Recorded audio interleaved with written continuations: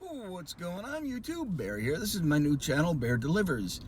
Just wanted to chime in here real quick while I'm driving on in my downtime, running a few errands. Want to introduce you to my new channel, Bear Delivers. Give you a little background about myself and what you can expect out of this channel. I am a retired U.S. Army military police officer, medically retired due to a back injury. I've driven some type of commercial vehicle nearly my entire life. Since I was 16, my first job was driving a tow truck when I first got my license. So outside of my time in the military, I've driven some type of a commercial vehicle, a one shape, form, or another. I've driven limousines, I've driven shuttle buses, I've driven different types of tow trucks. I started out in a sling, I've run self-loaders, I've run flatbeds, I've run just your standard wheel lift. I've run box trucks. I've run hot shots for a little while. I've had my Class A CDL license now since 2010. So 13 years I've had my Class A CDL.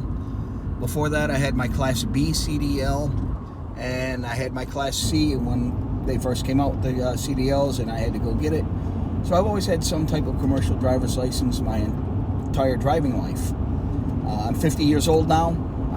Wow, I can't believe I made it this far. Although I don't know how much longer I'm going to make it. I just left my doctor's office. I had to go in for my annual physical. Now she wants me to go in for possible skin cancer and go do testing for prostate cancer, which I was not expecting. This year has been a bad year for me medically. I found out now that I've developed diabetes, high blood pressure, high cholesterol, mild case of sleep apnea. I've never had any of that before now. Although I think some of the stuff they're just making up as they go for truck drivers. As far as trucking goes, like I said, I've driven all kinds of vehicle handling equipment. I used to run I owned and operated a small repo company based out of Rhode Island.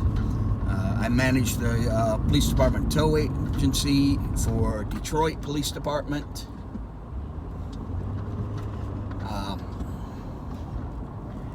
I've driven, as far as tractor trailer goes, I've got over 2.5 million miles of road behind me, driving the contiguous 48. I've driven from Nuevo Laredo all the way up into parts of Canada and as far up as Alaska. I'm currently in Alaska. I now live here, although I'm getting ready to relocate back down to the 48. I'm going to go back to driving tankers sometimes this summer. Right now I'm doing local for the U.S. Post Office as a contractor. However, I'm not caring too much for this company. I've been here a little over a year, and the way they're treating the drivers as of late is very disconcerting. I do have my hazmat endorsement. I have tanker endorsement. I have doubles and triples endorsement. I even have the Rare G endorsement, which is for autonomous vehicles. I got that years ago. One company I was driving for was looking into getting a couple self-driving trucks, and I was one of the drivers that got to test them out for them, and no. They got a long way to go before they should be on the road. These trucks out here running autonomously on the road, in my opinion, should not be on the road right now. I've done port out of like Long Beach, LA, out on the West Coast. I've done rail. I've done a lot of hazmat, working out on the Permian Basin. I've hauled frac sand and cement. I've hauled production water, running pneumatic tankers for the frac sand and the cement. The production water we just pumped off. I've done dry van. I've ran reefers. I'm currently running dry van. I ran flatbed for a while. I really enjoyed doing flatbed. My contract ran out with that company. I just didn't renew it for different issues, different reasons. Last company I drove for, based out of Oklahoma City. You'll see those videos in here. I've got them on my main channel. I'm going to re-upload them to this channel and start releasing them every week. I'll release a new video. Well, I should say re-release a previous video from my other channel. Trying to split things up here and put things in different categories and different channels instead of having a wide range of topics on one channel.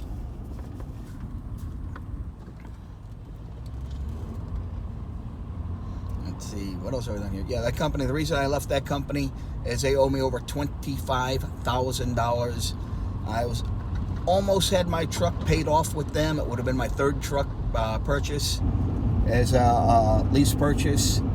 And I just had to walk away at the end there. Too many issues with the truck. It was always breaking down, always having problems with it.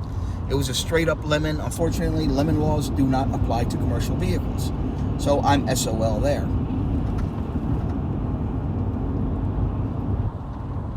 Let's see. I worked for a while as a driver trainer for one of the big mega carriers. I've trained over 200 drivers, and probably a third of them I failed and told the company, nope, don't give them their CDL, send them packing. They don't have the wherewithal for this job. The, what do you call it? Stamina, that's something you can build up over time. And when I first started driving, I'd drive like 8 hours a day, and then I'd have to go and take my sleep. Now I drive full 11-hour drive shift. Up here I can drive a 14-hour drive shift because I'm on the short haul exemption. So I'm allowed to drive 14 hours a day and work 20 hours a day. Down in the lower 48, driving over the road, you're only allowed to work drive 11 hours a day and work 14 hours a day. Still the same 80-hour week. Same 80-hour week I had down there. Oh, actually, I don't know. For 48, I had a 70-hour week. Up here, I got an 80-hour week. Running OTR. So things are a little bit different between long haul and short haul. I mean, everything we do is within a 100-mile radius. I'm driving for a contractor up here hauling mail for the U.S. Postal Service, for the post office. There's just two stations that I deliver to. And on occasion, I fill in and cover some of the other stations.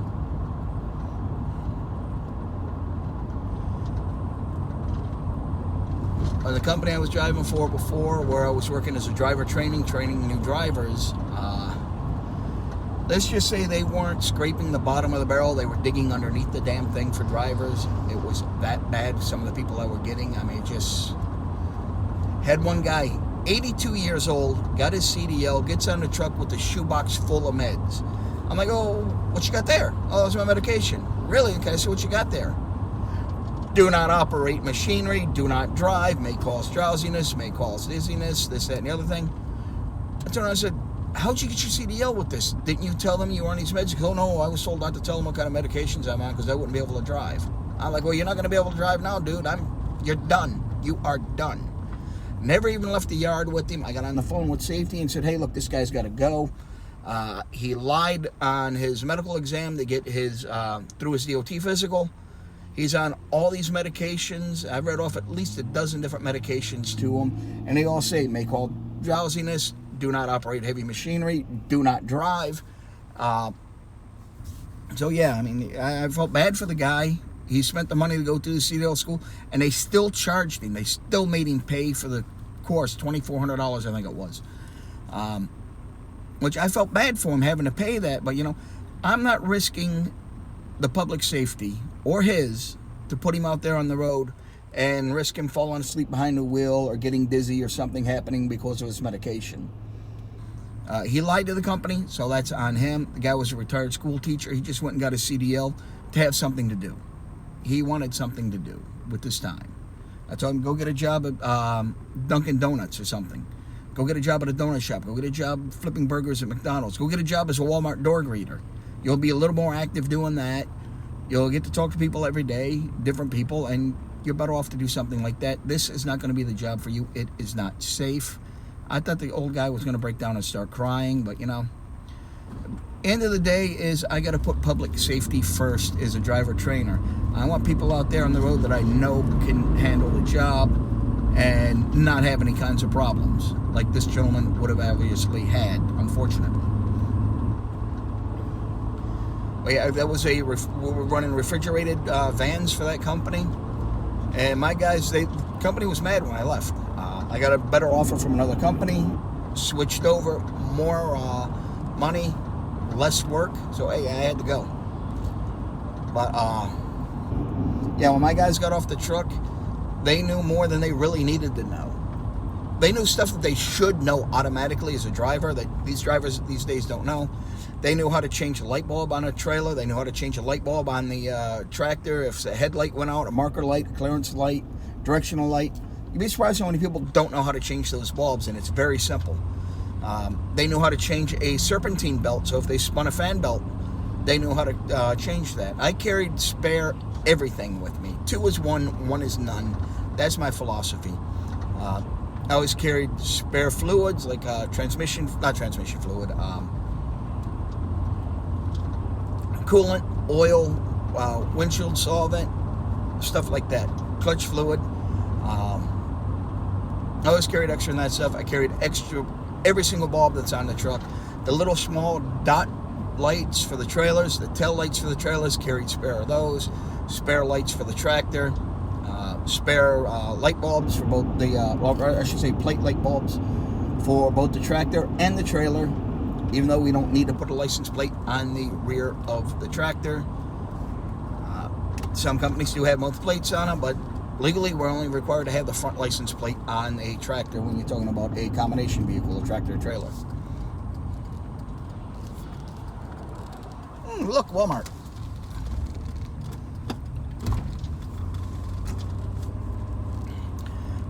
And one of the problems you have quite often with reefer trailers is the previous driver would drop a trailer off without filling up the fuel tank for the reefer. So the reefer would run out of fuel while it was sitting at the shippers waiting to be loaded.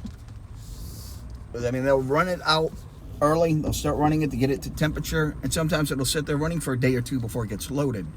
And then there'll be another day or two before the load gets picked up.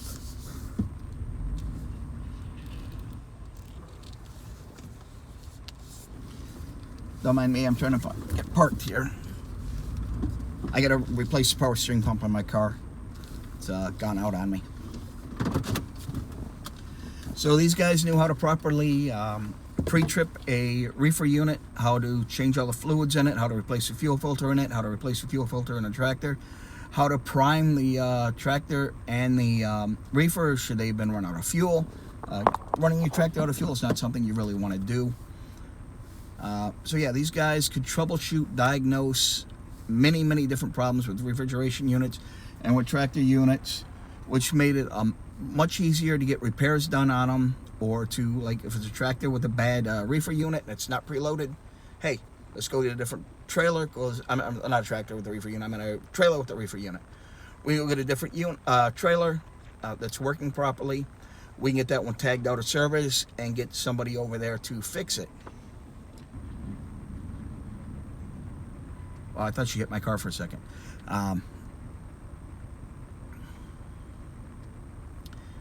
These guys knew how to properly pulp their loads, when to reject loads. They knew they had to be on the dock while the loads were being loaded on their trucks.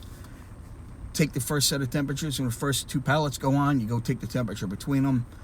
When the next 7 or 8 pallets go on, you go in and take a temperature about the middle of the trailer, and then the last set of pallets go in, you go in and take a temperature again between the pallets at the end of the trailer. And to watch, keep your eyes on the pallets as they were bringing them in. Watch the product. I've had them come in with product where another forklift operator had raked one of the cases and tore it open, so the product was exposed to the air. The casing, the wrapping that it was on it would be exposed to the air. You can't let that on your truck, because they will reject, at the very least, they'll reject that case. Sometimes they'll reject the entire load over that one little box that's not even driver's fault, but now the driver gets stuck sitting on it for hours or even days waiting to figure out what they want done with it. Got me a Monster. Sugar-free, of course, now that I'm diabetic. So what are we going to get out of this channel? Like I mentioned earlier, I'm going to re-upload all my videos from the past, talking about working with truck movers, talking about Hot Shot, talking about driving for the last company I drove for, which is Western Flyer Express, based out of Oklahoma City. I'm going to go into them. I'm going to get into the federal class action lawsuit going on against them right now. I'm going to talk a lot about transportation, It's going to be it's going to be a day in the life of a driver, basically. Where I'm going to go through, show you driving around the different parts of the country, different jobs, loading and unloading trailers, tanker trucks, and a bunch of other stuff. Well, a little bit longer in this intro than I wanted to go. It's a little over 15 minutes now. I didn't really want to go that long, but I do get a little long-winded sometime. But yeah, that's going to be it for now, guys. I will hope to see you again. Don't forget to subscribe, ring that notification bell so you know when I upload new videos. And yeah, that'll be it for now. As always, keep it between the ditches, keep the shiny side up, the rubber side down. I'll see you out there on the highway, and go Army, beat Navy.